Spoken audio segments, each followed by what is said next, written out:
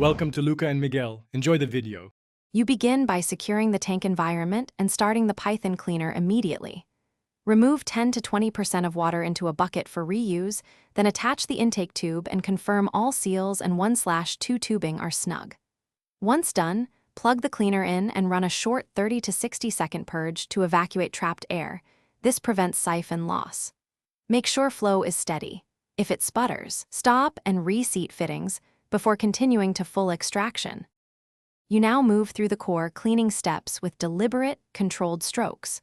Work in 5 to 10-minute passes across substrate and Daker, using an angled nozzle to lift detritus without scattering fine gravel. This preserves beneficial bacteria. Once you reach planted areas, make sure to avoid aggressive suction near roots. Keep an eye on the water level and stop before you drop below about 20% remaining. This protects fish and preserves nitrifying bacteria.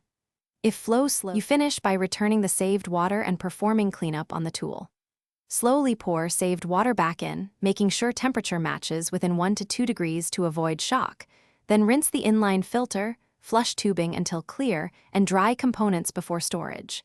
Make sure the tank decorations are placed back gently. If the siphon loses prime, check the clamp. Manually reprime using a short power pulse, or inspect tubing for kinks. Those 3 checks resolve most failures quickly.